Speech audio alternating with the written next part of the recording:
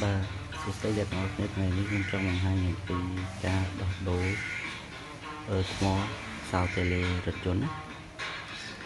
cứ đương nhiên bộ coi đại dương trâu cá cứ như thật phân biệt cứ mấy ban hái mình làm bốn cứ dương cái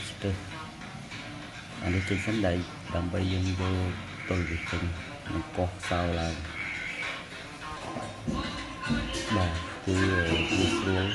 ចំណាយថវិកាច្រើនទៅជាសោពីដូរថ្មមួយអស់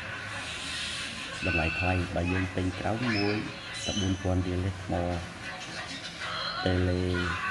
សោឡានពីថ្មប៉ុណ្នេះ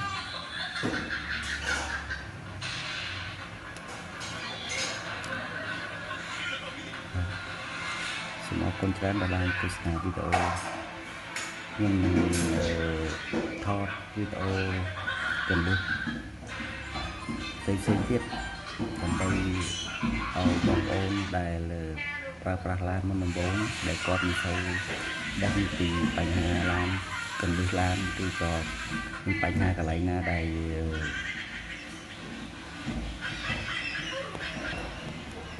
គាត់មិនដឹង